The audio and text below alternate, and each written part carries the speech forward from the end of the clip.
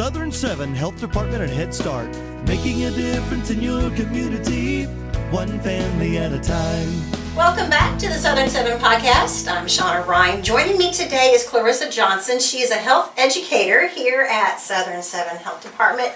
Clarissa, thank you so much for being with me today. I appreciate it very, very much. Tell us a little bit about yourself. What do you do here at Southern 7? Absolutely. So I'm happy to be here today. I am a health educator here at Southern 7. I work primarily out of the Massac County office. I live in Massac County, have been a resident there my whole life. So proud of that. However, I do help in serving all of our 7 counties. So with being a health educator, we have several different grants that we serve, and we work towards one of the grant babies that I have is the tobacco grant. So making sure that we are promoting our Smoke-Free Illinois Act and all of the tobacco promotion days, which is why we're here, because March 31st is going to be our Takedown Tobacco Day. So that will be on March the 31st. Now, what is the Takedown Tobacco Day? Tell us a little bit about that. So beautiful, yes. In 1995, it started off as National Kick Butts Day, like cigarette butts.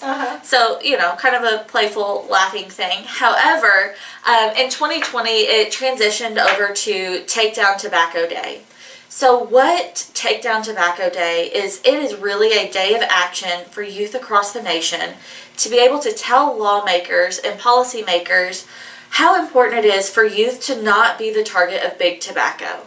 So for decades, big tobacco has targeted youth and minorities for them to become addicted to cigarettes and to tobacco products, whether it's chew tobacco, smokeless tobacco, and now we are into vaping, and that's one thing that we have been battling for the last 10 years, and I'm sure that the end is not nigh.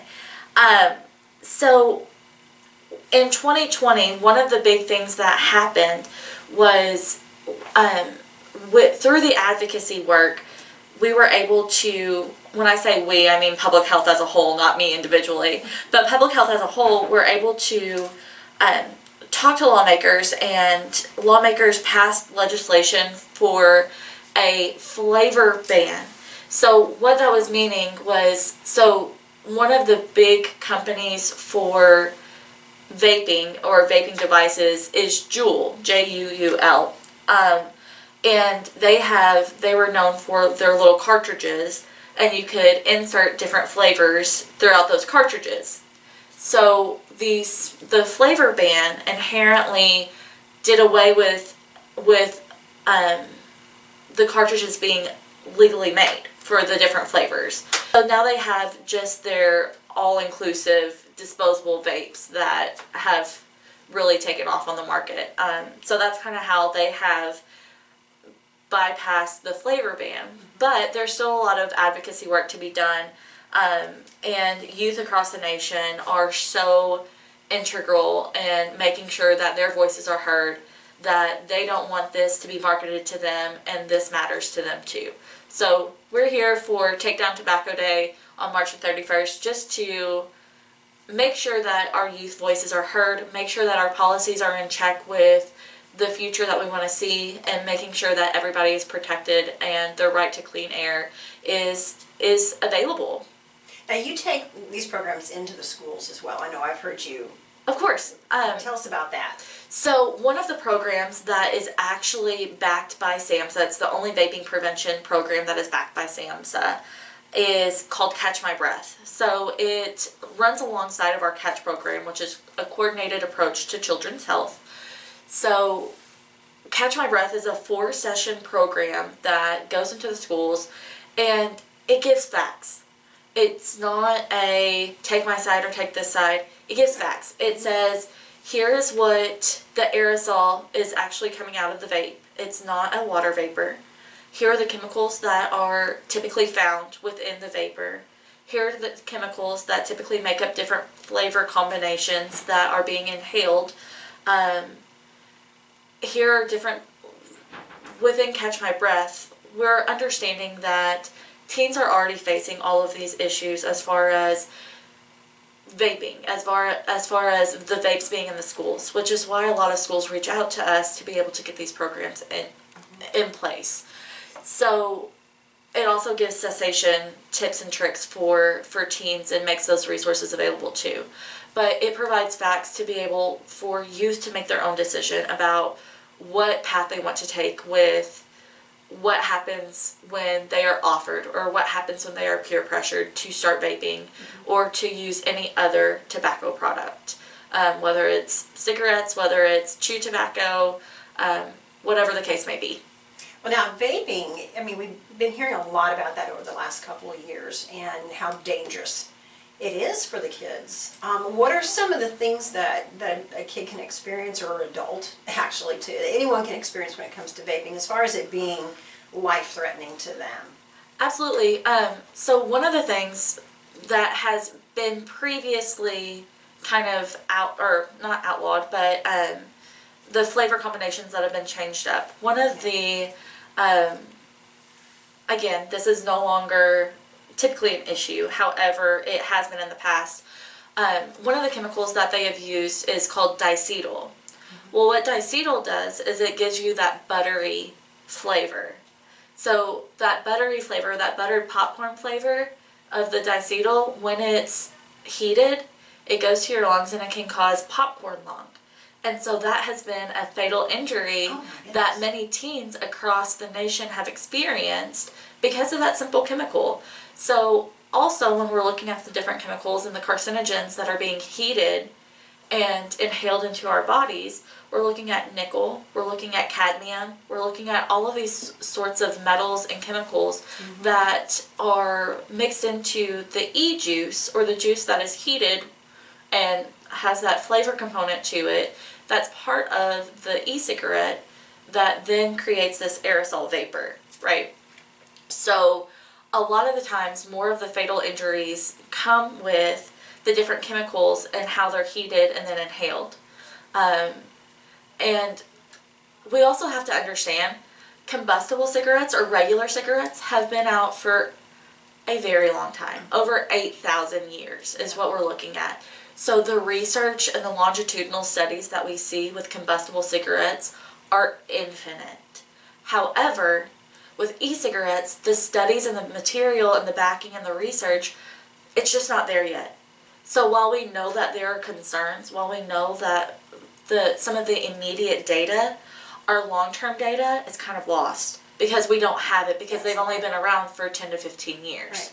So we also have to kind of keep that in mind too, that when we come into the schools and we give these programs, we're giving them the information that we know. But there's still a lot of information yet to be learned. So sometimes it's difficult, especially in the advocacy work, because we have to come with the idea that some of this information we just don't know because it hasn't been able to be researched yet. So there's still a lot to be done as far as advocacy work with vaping. Well, we've heard in the last few years that individuals who use vape, I mean, they've actually died by having glass in their lungs and that turning into pneumonia and turning into very serious things. And it just seems like that vaping affects you quicker as far as immediate health, or sooner health issues than you have with regular cigarettes. Now, I'm not saying that regular cigarettes are better. I'm not saying that. But it just seems like we're seeing some of those immediate things, or not immediate, we're seeing some of those things a lot quicker. For sure. And a lot of the times when I'm looking at how can we get good information to our public, right? And so I want to make sure that we're still getting that good information to public.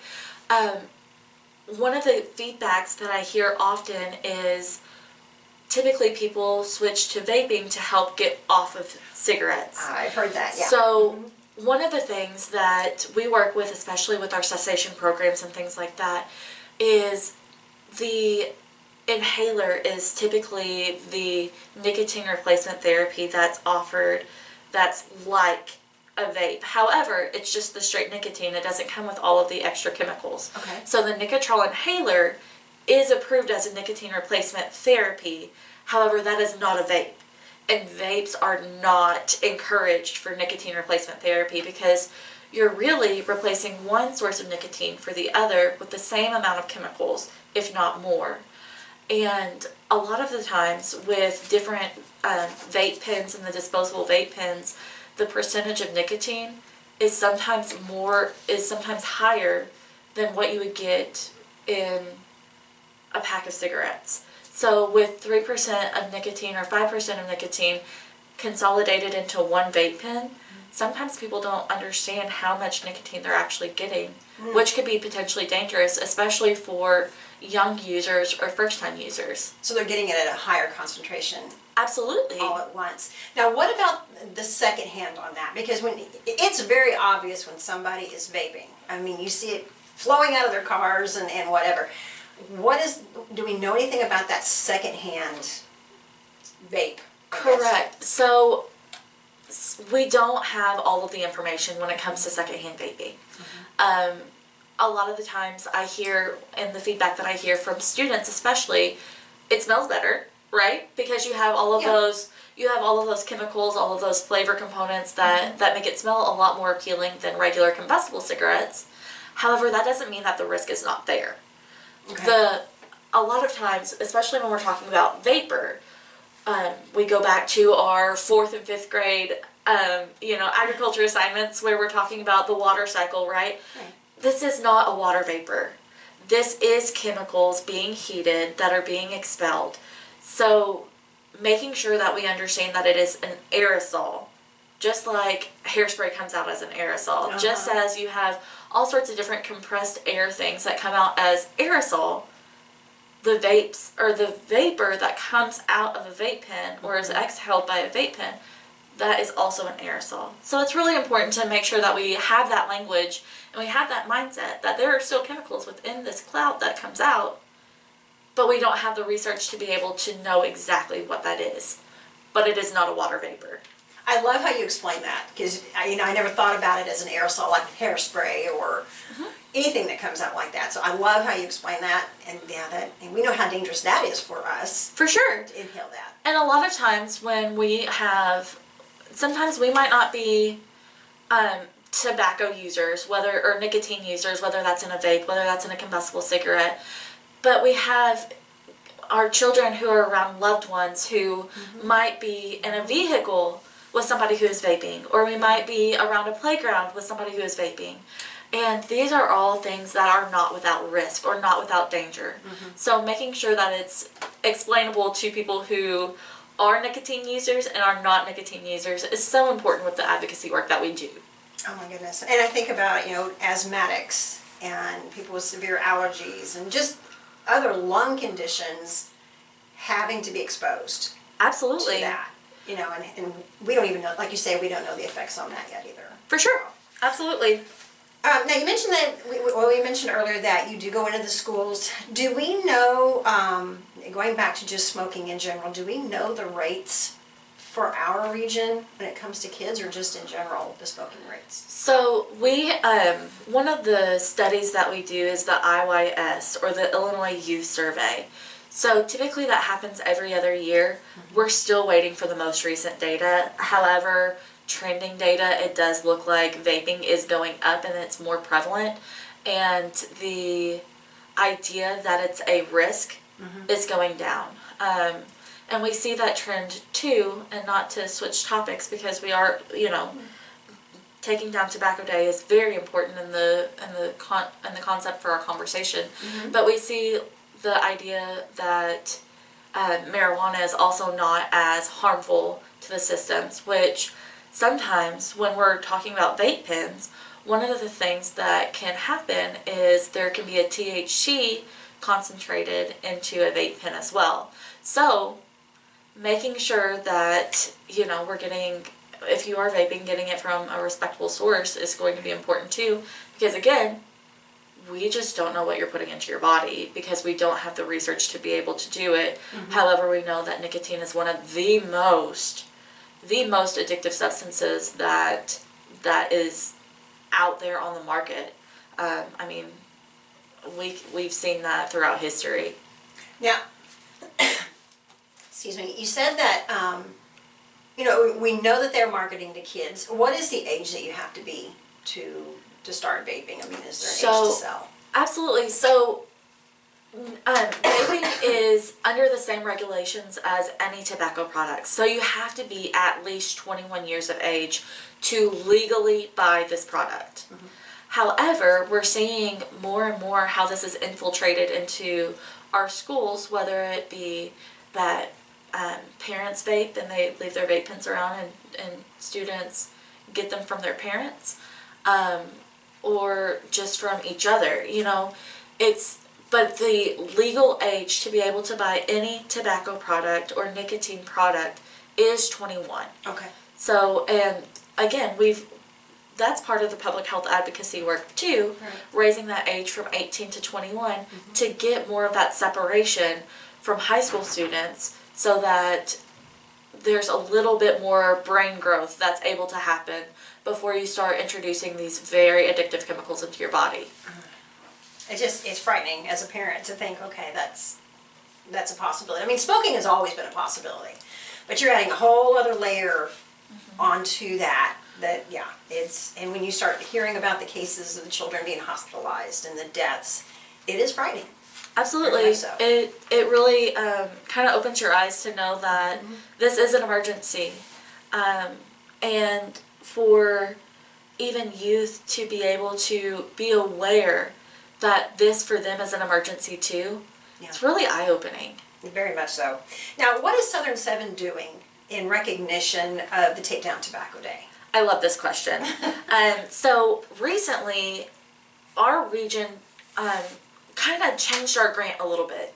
So we're still working with the Smoke-Free Illinois Act, which is an act that was enacted in 2008 in Illinois. So what that covers is making sure that bars, restaurants, and other places of businesses, they're not smoking inside, and they're not smoking within 15 feet of the main entrance or any open windows. So that's to protect business owners, employees, any person of that nature. So we do that. And then we also help promote the Illinois Tobacco Quit Line. So that is a free available resource for anybody who is trying to quit smoking. We list a lot of those resources on our southern7.org website. So we have a great resource there if you have any more questions regarding the Illinois Tobacco Quit Line. But what has changed within our grant is we are now starting to really engage in policy work across our 7 counties. So the policies that we're trying to look more at and change are with outdoor policies with smoking and with vaping policies with smoking. So one of the things that we're doing is we're looking at and working with superintendents and school staff who create the handbooks to be able to help encompass more of a comprehensive policy that includes vaping, that includes disciplinary actions that match what you're doing.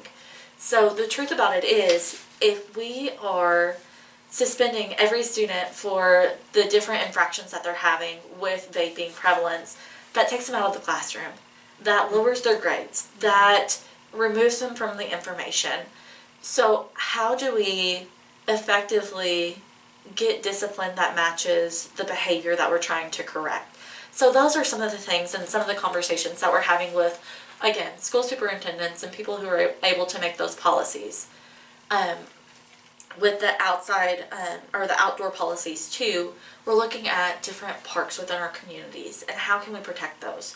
We're even looking with our own HR department here at Southern 7 to see how we can make a more comprehensive policy and really be that advocate for change within our own communities by starting at our front door. So, and I think that is so important because we have to be the example for others to be able to follow what we're doing. And so, with that being said, it's so amazing for youth to be able to take part in that. I know I work steadily with the Massac County Drug Awareness Coalition, and they have a youth advisory council, as many different people or counties in our region do. So with the Youth Advisory Council, they are able to be the voice within the schools to be able to help advocate for this change too, which is so important. Oh, like wow. it touches my heart, and this is what Take Down Tobacco Day is all about. Is just making sure that we are responding to the youth voice and making sure that they are protected and their right to clean air is protected. Now, you don't have to tell me which ones, but do we have schools in the Southern 7 region that do not participate in the Catch My Breath program? So we have been, for a very long time, our health education staff has been a little short-staffed. So we have so many requests for so many different programs. So sometimes Catch My Breath is, we want to be able to offer that to all of the schools who want to participate. So are there a few schools that don't participate? Sure. And it's not because they don't want to. Correct. It's just Correct. There's not enough So, staff to do that. but again, that is an available resource Good. to our schools. Still through this day, it is sponsored by the Catch Grant, and so making sure it's a 4-session class. So, whatever grade, it goes from 5th grade all the way through 12th grade. There's modules and resources available through all of those different age levels, and making sure that it's age and stage appropriate for their level of conceptualization, right? So that's important too, to make sure that we're not teaching somebody above their grade or introducing things that are above their grade. Right. And that's something that we take pride in with our health education team, is making sure that we are making sure that the information is correct for the age group. So again, Catch My Breath is available to all of our schools within our Southern 7 counties. Good. And we just want to make sure that they know it is 4 sessions, and it is very interactive. So making sure that, the kids are up for the challenge too. I mean, I've sat through one of your presentations that you did, and it was wonderful to see the kids so involved and asking questions, and well, this has happened to me, and and the program allows them, Clarissa, allow them to be forthcoming with For their sure. concerns. And that's what's so important about a program like that. So, Absolutely. Without their voice and without their willingness to participate, our programs are not doing what they're intended to do. And one of the things that I love the most about the Catch My Breath program is on the very last session, it gives them all of the information to be able to put that back out to their school. So we do an advocacy campaign on our last day together, and so whether it's a poster campaign throughout their school building, whether it's a social media campaign that they help us with at Southern 7, there are many different beautiful aspects that come out of the Catch My Breath program. And I've seen this through Cobden, I've seen this through Anna, many different schools that I've partnered with have had wonderful conversations, and it just keeps the advocacy and the public health information flowing, and that is so important. that's wonderful. Now, there's a lot I know that we can talk about with this sure. program specifically, and unfortunately, we just don't have all that time. But how can others help? How can others be involved in this? I love that. So one of the things that we're really working on, like I said, was the outdoor policies and the vaping policies. So one thing that people can actively do to help us right now where we are at is to go to your school board meetings. If you have somebody that you love that is within the public school system, attend your meetings. Attend the school board meetings and say, hey, what are we doing about vaping within our school? Hey, what are we doing about policies, and making sure that our smoking policy is very comprehensive, and making sure that our discipline reflects what the behavior is, or the unwanted behavior, and not just an automatic out-of-school suspension or an in-school suspension. So that is one way, is to attend the school board meetings, right? And to advocate that way. Another thing is we have a complaint line. So if you go to Smoke Free Illinois Act, or SFIA.org, you're able to submit any complaints that goes against what our Smoke Free Illinois Act says. So if you see anybody within a business, restaurant, or otherwise, and they are smoking, or they are smoking within 15 feet of the front door, or any entrance or open window, you are able to anonymously, if you want to, anonymously report them. The complaint line is checked periodically by our environmental health staff as well as our health education staff to make sure that complaints are addressed appropriately, and there's even fines and fees that can be assessed for multiple violations. So making sure that we are all on the same page, that we are all advocating for clean air and the ability to shop and work in smoke-free places is so important. Also, I do want to acknowledge that we do have smokers within our region. And whether it's combustible cigarettes or regular cigarettes, whether it's cigars, whether it's dip or smokeless tobacco, whether it is vaping, there are resources available if you are interested in quitting. There is the Quit Line. Again, it is 100% free. You're able to get the resource from a cessation counselor or a quitting smoking counselor. That this is their job. This is what they do. They're very educated in guiding people through this process of quitting. There are also different nicotine replacement therapies that can be given to you at no charge through the Tobacco Quit Line. So that's a resource that we have, again, on southern7.org under the tobacco tab. Also, if you have no plans of quitting smoking, no plans whatsoever, you enjoy the nicotine, you want to keep going with the nicotine, and quitting is not in your future, okay, how can we respect others' right for clean air? Let's make sure that we are smoking or using any substances outside of that 15 feet within any open door or window range on any business. Let's make sure that if we are on a school campus, that we are smoking in our vehicle or using our nicotine in our vehicle. Making sure that if we are using substances or the nicotine substance within our vehicle, making sure that there's no children present when we are using this nicotine product within the vehicle.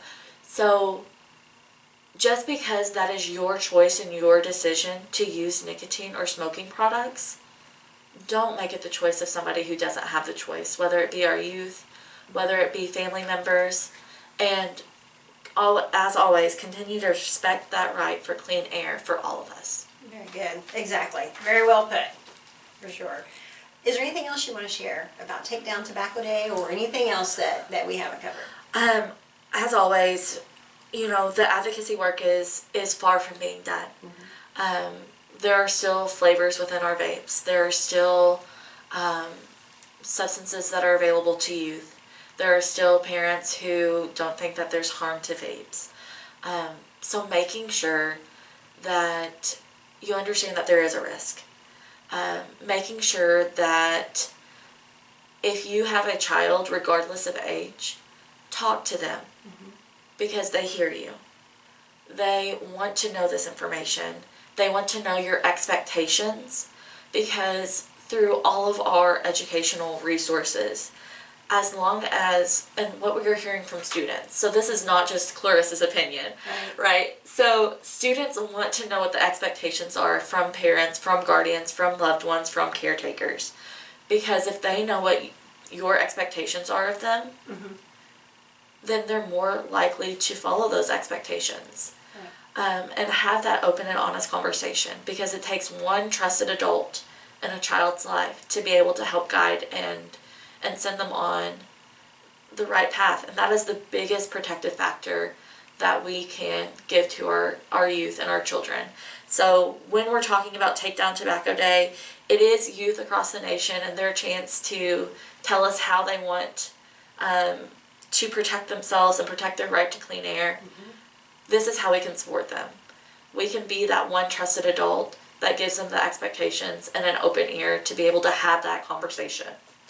So once again, how can we get information about Take Down Tobacco Day or anything else? What are some other ways that they can get in touch with us? Of course. So again, our biggest sticking point, and I've looked across all sorts of different health departments' websites because I'm nosy like that, right? I think it's human nature to be a little curious. Southern7.org has one of the most comprehensive tobacco tabs and tobacco pages So please utilize that resource. I work hard on making sure that it's kept up to date and the information is accurate. That's where you can get references to the Illinois Tobacco Quit Line. That's where you can get information to Smoke-Free Illinois Act. And if you're looking for additional information on vaping, there's a website called behindthehaze.com. So that's behindthehaze, HAZE.com, that can give you more information on all of the particles and all of the chemicals and good research behind what we know so far about vaping. Now, are those links on our website too? Yes. Okay. Yes. Very good. All right. Well, Clarissa, thank you so much for chatting with me today. I know, like I said, there's a lot of information that we can present to people. And how can they reach you if they have more questions? Absolutely. So they can send us a message through our Facebook page.